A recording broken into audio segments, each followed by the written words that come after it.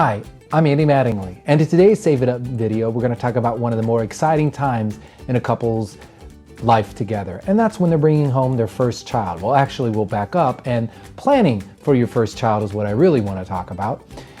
It's an exciting time, but it can also be terrifying because there's a lot of financial decisions that you have to make.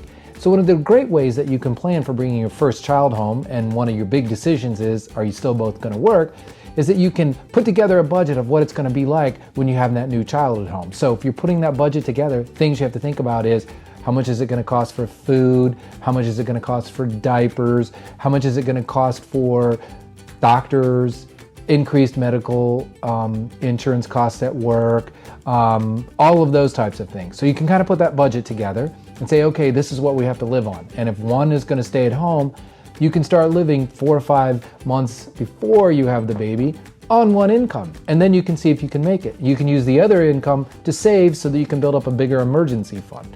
If you can make it, then you know what you can do. If you can't make it on one income and you still want one person to stay at home, then you can look at other things that you can do to make that work. Downsize your house, downsize your car, things like that. So planning for that new baby, and if you want to make those kind of financial decisions, you don't have to wait until the baby comes. You can make all of those decisions up front. If you're both going to work, then you need to look at what the cost of daycare is going to be and how that's going to impact your budget, and see if you have to make any changes along to make sure that that's going to work.